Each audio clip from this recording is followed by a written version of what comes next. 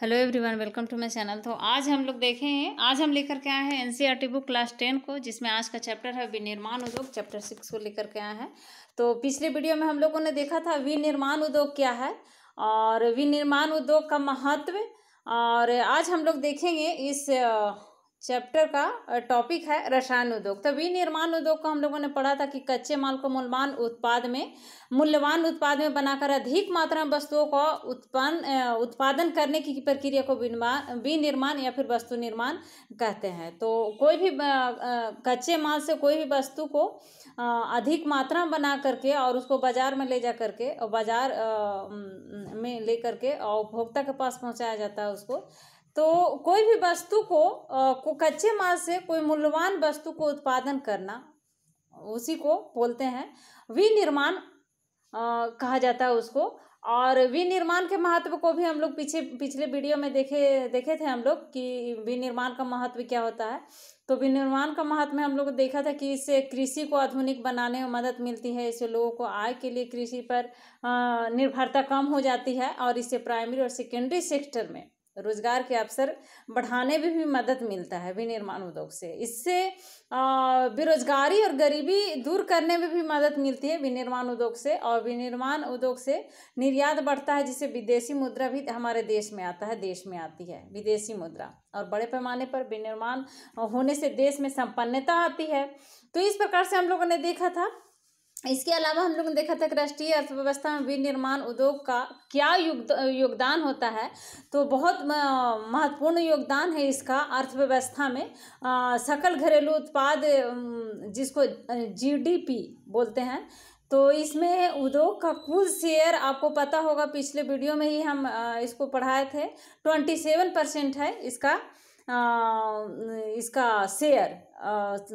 और इसमें 10% खनन से और बिजली और गैस से आता है, 17% खनन और बिजली गैस से। और शेष जो 17% बचता है विनिर्माण से ही आता है। लेकिन पिछले 2 दशक से घरेलू उत्पाद का विनिर्माण का शेयर स्थिर रहा है। तो आगे इसको और बढ़ाने की इसको बढ़ाया जा रहा है पिछले दशक के बावजूद।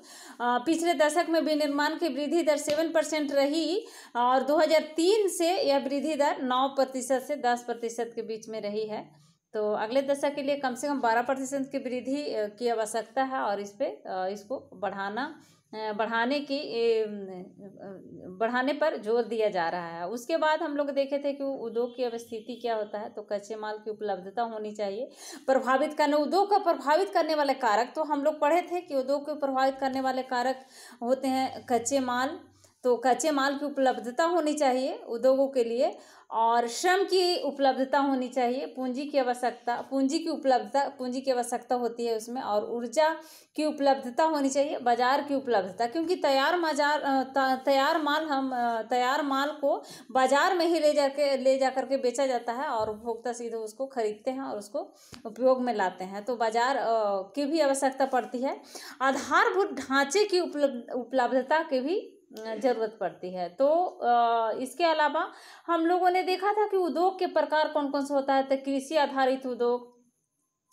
आधारित उद्योग में हम लोगों ने पढ़ा था कपास, ऊन, जूट, सिल्क, ये सब के बारे में। और खनिज आधारित उद्योग में लोहा, इस्पात, सीमेंट, एल्युमिनियम, ये सब अनेक प्रकार के खनिज हो गए। तो खनिज उद्योग और कृषि आधारित उद्योग को भी हम लोग पढ़े थे। आधारभूत उद्योग भी उद्योग के अंतर्गत आता है, उपभोक्ता उद्योग भी। तो इसके बारे में हम लोग पिछले वीडियो में ही डिटेल में पढ़ा है। आप वीडियो को देख करके उस वीडियो को देखेंगे। पार्ट 2 वीडियो में इसको पूरी अच्छी तरह से इसको डिस्क्राइब किया गया है। तो आप उस वीडियो को प्लेलिस्ट में जा करके देखिए।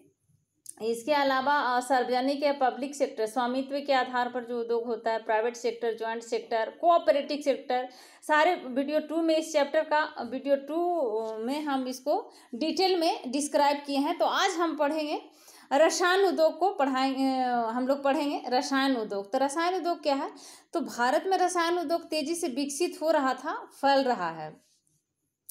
और हो रहा है तथा फैल रहा है, विकसित हो रहा है और फैल भी रहा है रसायन उद्योग। और इसकी भागीदारी सकल घरेलू उत्पाद में लगभग 3% है। सकल घरेलू उत्पाद में रसायन उद्योग का भागीदारी लगभग 3% है। और यह उद्योग एशिया का तीसरा बड़ा तथा विश्व में आकार की दृष्टि से 12वें स्थान रखता है। 12वें स्थान विश्व में और एशिया का तीसरा बड़ा।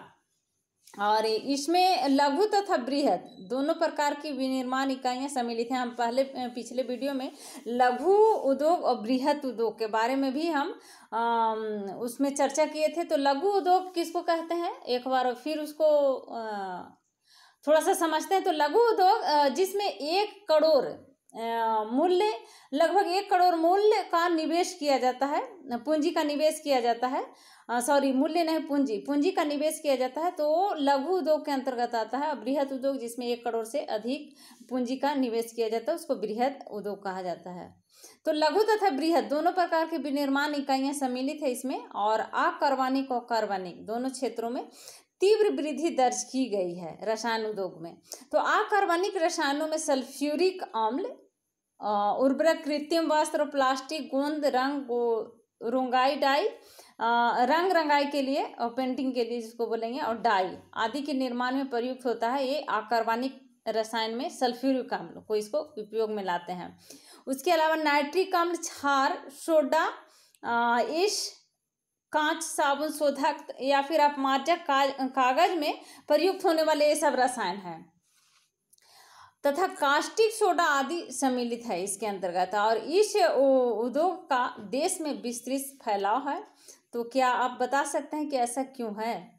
तो कार्बनिक रसायनों में पेट्रो रसायन शामिल है। जो कार्बनिक और अकार्बनिक रसायन 2 है, कार्बनिक और अकार्बनिक। तो कार्बनिक रसायनों में पेट्रो रसायन शामिल है जो कृत्रिम वस्त्र, कृत्रिम रबर, प्लास्टिक, रंजक पदार्थ, दवाइयाँ, औषध रसायनों के बनाने में प्रयोग में लाए जाते हैं। ये उद्योग तेल शोधन शालाओं या फिर पेट्रो रसायन संयंत्रों के समीप स्थापित है।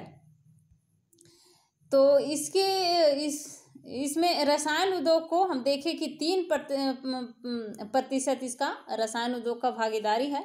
इसके अलावा रसायन उद्योग अपने आप में एक बड़ा उपभोक्ता भी है। आधारभूत रासायनिक प्रक्रिया द्वारा अन्य रसायन उत्पन्न करते हैं और जिनका उपयोग औद्योगिक अनुप्रयोग, कृषि अथवा उपभोक्ता बाजारों के लिए किया जाता है। ऐसे ही उत्पादों की एक सूची आप बना सकते हैं। उसके बाद हम पढ़ेंगे उर्वरक उद्योग। तो आइए हम लोग देखते हैं उर्वरक उद्योग क्या है। रसायन उद्योग के तो हम लोग पढ़े, रसायन उद्योग के बाद आता है उर्वरक उद्योग। तो उर्वरक उद्योग में नाइट्रोजनी उर्वरक, मुख्यतः यूरिया इसमें, और यूरिया बनाया जाता है, और फास्फेटिक उर्वरक DAP तथा अमोनियम फास्फेट और मिश्रित उर्वरक, जिसमें 3 मुख्य पोषक उर्वरक नाइट्रोजन, फास्फेट और पोटास शामिल होता है। इसमें उर्वरक कौन कौन सा होता है शामिल? नाइट्रोजन, फास्फेट और पोटास। तो इसमें नाइट्रोजन, फास्फेट और पोटास शामिल होता है। और इसको जो पोषक उर्वरक है तो इसको उत्पादन क्षेत्रों के इर्द गिर्द केंद्रित है। तीसरा अर्थात पोटास पूर्णतः आयात किया जाता है, क्योंकि हमारे देश में वाणिज्यिक रूप से या फिर किसी भी रूप में प्रयुक्त होने वाला पोटास या पोटेशियम यौगिक का भंडार नहीं है। पोटास हमारे देश में या फिर पोटेशियम का भंडार नहीं है, इसलिए इसको आयात किया जाता है दूसरे कंट्री से। हरित क्रांति के पश्चात यह उद्योग देश के अन्य अनेक भागों में भी फैल गया है। उर्वरक उद्योग गुजरात, तमिलनाडु, उत्तर प्रदेश, पंजाब और केरल राज्य कुल उर्वरक उत्पादक का लगभग 50% उत्पादन करते हैं। कौन कौन सा राज्य हो गया? गुजरात, तमिलनाडु, उत्तर प्रदेश, पंजाब और केरल। तो इन राज्यों मिल करके, ये सब राज्य मिल करके लगभग 50% उत्पादन करते हैं। और इसको अन्य महत्वपूर्ण उत्पादक राज्य हो गया आंध्र प्रदेश, उड़ीसा, राजस्थान, बिहार, महाराष्ट्र, असम, पश्चिम बंगाल, गोवा, दिल्ली, मध्य प्रदेश तथा कर्नाटक है। तो उर्वरक उद्योग, जिससे उर्वरक बनता है, हरित क्रांति के पश्चात यह उद्योग देश के अन्य भाग में भी फैल गया। गुजरात, तमिलनाडु, उत्तर प्रदेश तो और पंजाब, केरल, इसमें 50%। ये 4 राज्य कौन कौन से हो गया? गुजरात, तमिलनाडु, उत्तर प्रदेश 3, पंजाब 4, केरल 5। 5 राज्यों मिलकर लगभग 50% उत्पादन कर देते हैं। और सारे जगह फैल गया है, लगभग आंध्र प्रदेश में है, उड़ीसा में है, राजस्थान, बिहार, महाराष्ट्र, असम, पश्चिम बंगाल, गोवा, दिल्ली और मध्य प्रदेश तथा कर्नाटक में भी फैला हुआ है उर्वरक उद्योग। और नेक्स्ट पॉइंट है हमारा सीमेंट उद्योग। तो निर्माण कार्यों द्वारा जैसे घर, कारखाने, पुल, सड़कें, हवाई अड्डा, बांध तथा अन्य व्यापारिक प्रतिष्ठानों के निर्माण में सीमेंट आवश्यक होता है, क्योंकि बिना सीमेंट का ना तो घर बनेगा, नहीं कारखाना, पुल, सड़क, ये सब बिना सीमेंट के बनेगा ही नहीं। तो ये सब चीज़ों को बनाने के लिए सीमेंट की आवश्यकता होती है। और इन उद्योगों की भारी व स्थूल कच्चे माल जैसे चूना पत्थर, सिलिका और जिप्सम की आवश्यकता होती है। रेल परिवहन के अतिरिक्त इसमें कोयला तथा विद्युत ऊर्जा की आवश्यकता होती है। कोयला का भी और विद्युत ऊर्जा को रेल परिवहन के लिए जरूरत पड़ता है। इस उद्योग की इकाइयाँ गुजरात में लगाई गई है, और क्योंकि यहाँ से इसे खाड़ी के देशों से बाजार की उपलब्धता है, इसीलिए इसको गुजरात में लगाया गया है सीमेंट उद्योग को। पहला सीमेंट उद्योग 1904 में चेन्नई में लगाया गया था, पहला सीमेंट उद्योग। बहुत महत्वपूर्ण पॉइंट है। और स्वतंत्रता के पश्चात इस उद्योग का प्रसार हुआ। गुणवत्ता के सुधार के कारण भारत की बड़ी घरेलू मांग के अतिरिक्त पूर्वी एशिया में इसकी मांग है, मध्य पूर्व में, अफ्रीका में तथा दक्षिण एशिया के बाजारों में भी मांग बढ़ी है सीमेंट का। और यह उद्योग उत्पादन तथा निर्माण दोनों ही रूपों में प्रगति पर है, उत्पादन के रूप में भी और निर्माण के रूप में भी। तो इस उद्योग को बनाए रखने के लिए पर्याप्त घरेलू मांग और पूर्ति में वृद्धि करने के प्रयास किए जा रहे हैं। नेक्स्ट हमारा पॉइंट है मोटर गाड़ी उद्योग। तो मोटर गाड़ी यात्रियों तथा सामान के बीच के तीव्र परिवहन के साधन है, क्योंकि एक से दूसरे जगह अगर माल को भी ले जाना है या फिर यात्री को जाना है तो बिना मोटर गाड़ी का संभव नहीं है। तो भारत में विभिन्न केंद्रों पर ट्रक, बसें, कारें, मोटरसाइकिल, स्कूटर, तिपहिया तथा बहु उपयोगी वाहन निर्मित किए जाते हैं। जैसे आप नए और आधुनिक मॉडल के वाहनों का बाजार तथा वाहनों की मांग बढ़ी है, तो जिससे इस उद्योग में विशेषकर कार, दोपहिया तथा तिपहिया वाहनों में अपार वृद्धि हुई है। और यह उद्योग दिल्ली, गुड़गांव, मुंबई, पुणे, चेन्नई, कोलकाता, लखनऊ, इंदौर, हैदराबाद, जमशेदपुर तथा बेंगलुरु के आसपास स्थित है। तो मोटर गाड़ी उद्योग कौन कौन सा शहर में स्थित है? दिल्ली में है, गुड़गांव में, मुंबई, पुणे, चेन्नई, कोलकाता, लखनऊ, इंदौर, हैदराबाद, जमशेदपुर तथा बेंगलुरु। नेक्स्ट पॉइंट है हमारा सूचना प्रौद्योगिकी तथा इलेक्ट्रॉनिक उद्योग। तो इलेक्ट्रॉनिक उद्योग के अंतर्गत आने वाले उत्पादों में ट्रांजिस्टर से लेकर television, telephone, cellular telecom, telephone exchange, radar, computer तथा दूर संचार उद्योग के लिए उपयोगी अनेक अन्य उपकरण तक बनाए जाते हैं।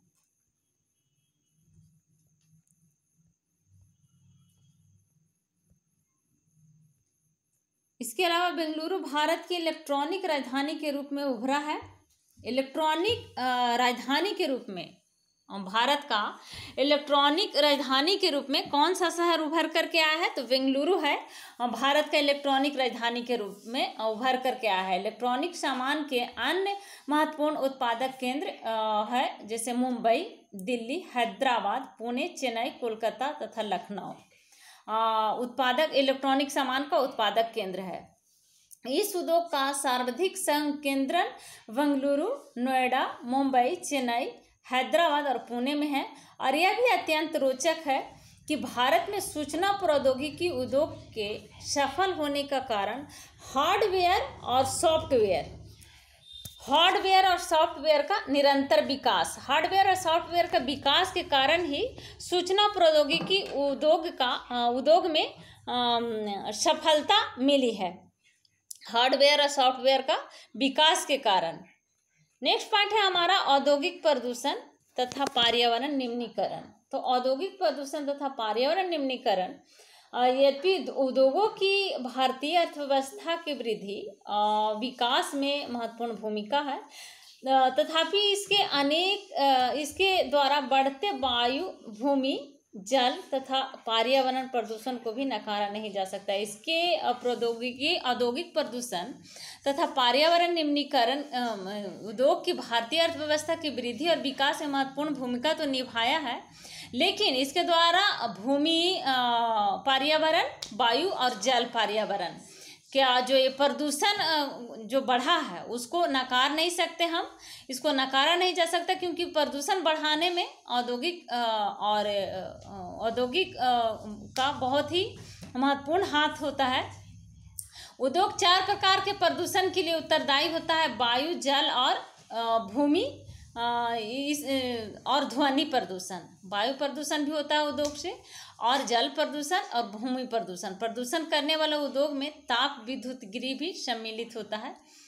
और इस प्रकार से नेक्स्ट पॉइंट है वायु प्रदूषण। तो अधिक अनुपात में अनचाही गैसों की उपस्थिति को हम अगर रहता है हमारा हवा में, तो उसको बोलते हैं वायु प्रदूषण, जैसे सल्फर डाइऑक्साइड तथा कार्बन मोनोऑक्साइड। वायु प्रदूषण का कारण है वायु में निलंबित कणनुमा पदार्थ में ठोस व द्रवीय दोनों ही प्रकार के कण होते हैं, जैसे धूलि, स्प्रे, कुहासा तथा धुआं। तो रसायन व कागज उद्योग, ईंटों के भट्टे, तेल शोधनशालाएं, प्रगलन उद्योग, जीवाश्म ईंधन दहन तथा छोटे बड़े कारखाने प्रदूषण के नियमों का उल्लंघन करते हुए धुआं निष्कासित करते हैं। जहरीली गैसों का रिसाव बहुत भयानक तथा दूरगामी प्रभाव वाला हो सकता है। आपको पता होगा, पहले भी हम चैप्टर में भोपाल गैस त्रासदी के बारे में हम उसको चर्चा किए थे। भोपाल गैस त्रासदी में कितने लोग प्रभावित हुए थे, कितने लोगों की नुकसान हुई थी, कितने लोग बहरे हो गए थे, कितने लोग अंधे हो गए थे, अपंग हो गए थे। तो भोपाल गैस त्रासदी उद्योग का ही जो प्रभाव है और उसी का असर है। और इसमें गैस का रिसाव हो गया था, जिसमें बहुत सारे एरिया के लोग, आसपास के वहाँ पर जितने भी एरिया था वहाँ के लोग बहुत ज़्यादा भयानक रूप से प्रभावित हुए थे। तो आपको पता होगा भोपाल गैस त्रासदी के बारे में। वायु प्रदूषण मानव स्वास्थ्य, पशुओं और पौधों, इमारतों तथा पूरे पर्यावरण पर दुष्प्रभाव डालते हैं वायु प्रदूषण। आपको पता होगा कि सांस के द्वारा जब वायु में प्रदूषण रहता है, पॉल्यूशन भरा हुआ रहता है, तो हमारे सांस के द्वारा अंदर जाता है, हमारे शरीर में अनेक प्रकार के बीमारी पैदा करता है हमारे शरीर में। जब हम पॉल्यूटेड हवा को लेते हैं, पॉल्यूटेड हवा जब हमारे शरीर में जाता है तो अनेक प्रकार के डिजीज उत्पन्न होते हैं। नेक्स्ट हमारा पॉइंट है जल प्रदूषण। तो जल प्रदूषण में भी उद्योगों का बहुत ही महत्वपूर्ण हाथ होता है। जल को प्रदूषित करने में उद्योगों द्वारा कार्बनिक तथा अकार्बनिक अपशिष्ट पदार्थ को नदी में छोड़ने से जल प्रदूषण फैलता है। जल प्रदूषण के प्रमुख कारक है कागज, लुगदी, रसायन, वस्त्र तथा रंगाई उद्योग, तेल शोधन शलाएं, चमड़ा उद्योग तथा इलेक्ट्रो प्लेटिंग उद्योग, ये सब जल प्रदूषण के कारक है।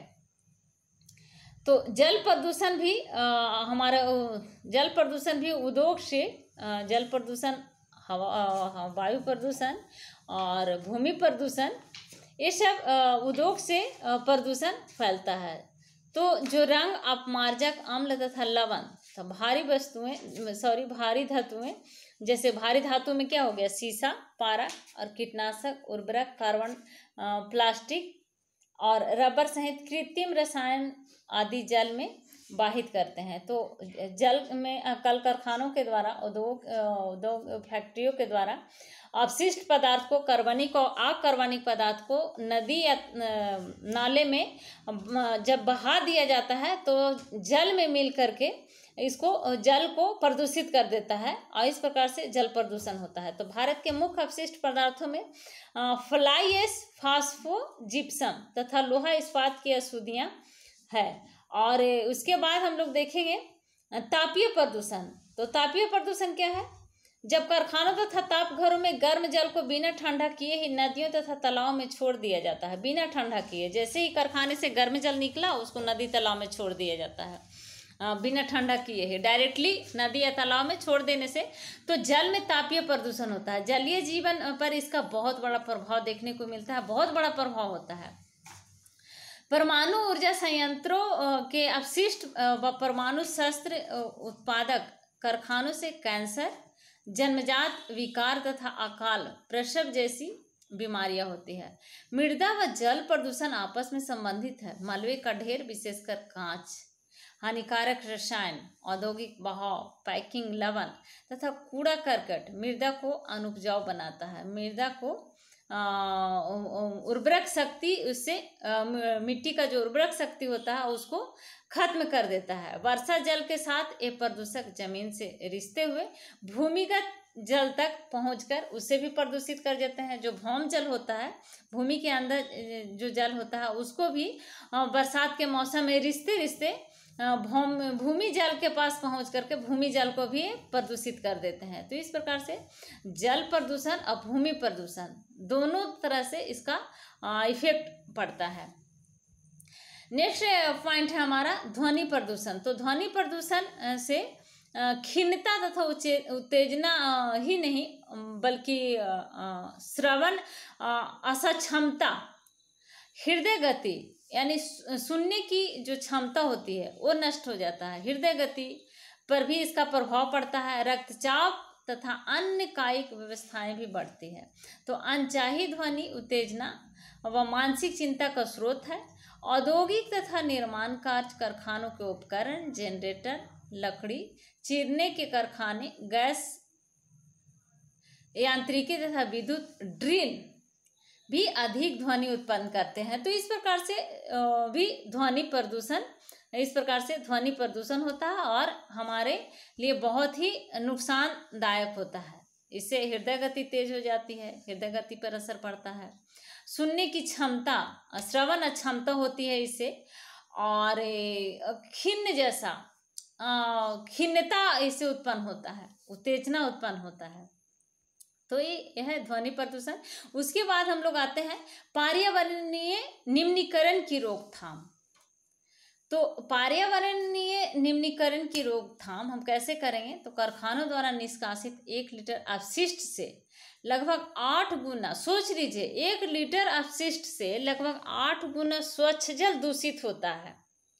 तो औद्योगिक प्रदूषण से स्वच्छ जल को कैसे बचाया जा सकता है? इसके कुछ सुझाव है, जिसमें पहला सुझाव है कि विभिन्न प्रक्रियाओं में जल का न्यूनतम उपयोग तथा जल का 2 या अधिक उत्तरोत्तर अवस्थाओं में पुनः चक्रण द्वारा पुनः उपयोग किया जाए।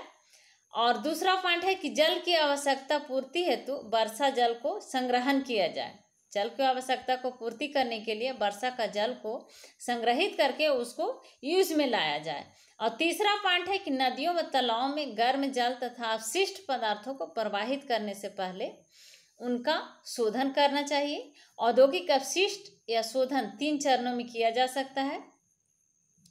जैसे पहला है यांत्रिक साधनों द्वारा प्राथमिक शोधन। इसमें अपशिष्ट पदार्थों की छटाई करके उनके छोटे छोटे टुकड़े करना होगा और ढकना होगा तथा तलछट, जमाव आदि सम्मिलित है इसमें। और दूसरा है इसका उपाय जैविक प्रक्रियाओं द्वारा द्वितीयक शोधन।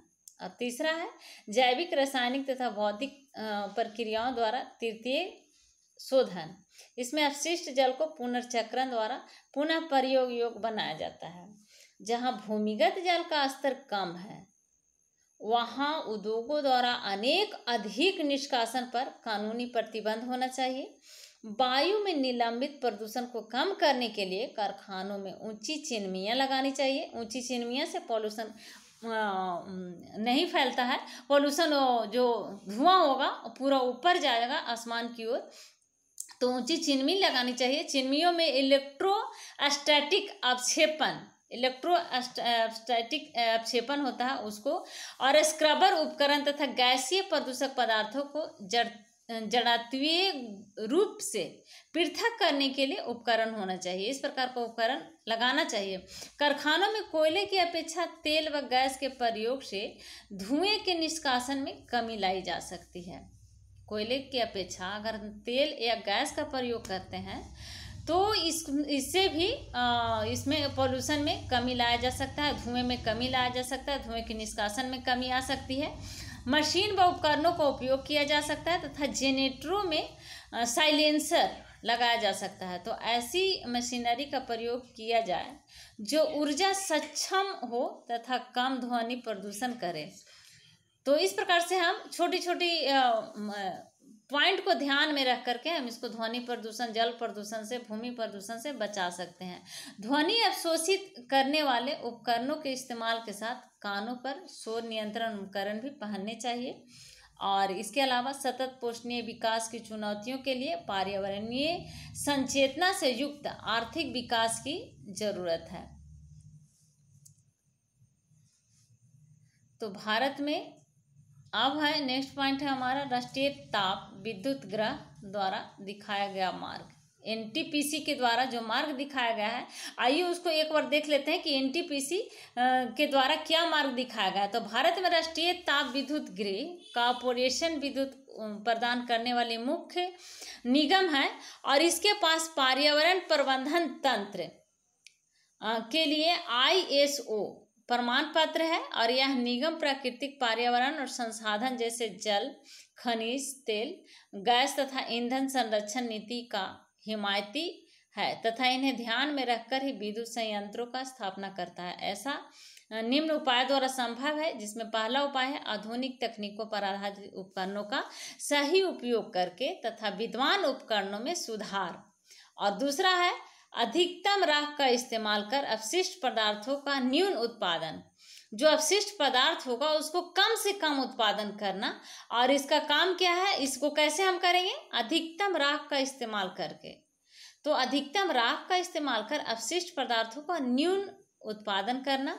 और तीसरा है पारिस्थितिक संतुलन बनाए रखने के लिए हरित क्षेत्र की सुरक्षा तथा वृक्षारोपण के लिए प्रेरित करना। अधिक से अधिक हम पेड़ लगाएंगे और हरित क्षेत्र का सुरक्षा करेंगे।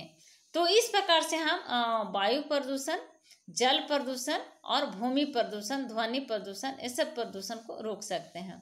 तरल अपशिष्ट प्रबंधन, राख युक्त जलीय पुनर्चक्रण तथा राख संग्रह प्रबंधन द्वारा पर्यावरण प्रदूषण को कम किया जा सकता है। तो ये सुझाव है राष्ट्रीय ताप विद्युत द्वारा, इस सुझाव को विद्युत ग्रह द्वारा दिखाया गया है। और इसके अलावा एक और सुझाव है सभी ऊर्जा संयंत्रों का पारिस्थितिकीय रूप से मॉनिटर तथा समीक्षा करना एवं ऑनलाइन आंकड़ों का प्रबंधन करना। तो इस प्रकार से जो सुझाव दिया गया है, अगर उस सुझाव से हम काम करें तो हम जरूर सक्षम होंगे वायु प्रदूषण को रोकने के लिए, भूमि प्रदूषण को रोकने के लिए, जल प्रदूषण को रोकने के लिए। तो ये थे आज के हमारे पॉइंट, जल प्रदूषण, भूमि प्रदूषण और ध्वनि प्रदूषण, रासायनिक उद्योग, सीमेंट उद्योग, तो उर्वरक उद्योग। तो इस चैप्टर का ये सारा पॉइंट समाप्त हुआ। और इसमें इस चैप्टर को हम 3 पार्ट में इसको हम वीडियो बनाए हैं, पार्ट 1, पार्ट 2, पार्ट 3। तो सारे का लिंक एक दूसरे को इसमें दे देंगे और आप जाकर के वहाँ देख सकते हैं। तो अगर अभी तक आपने इस चैनल को सब्सक्राइब नहीं किया है तो प्लीज़ इस चैनल को सब्सक्राइब करें, साथ में लाइक एंड शेयर ज़रूर करें। Thank you.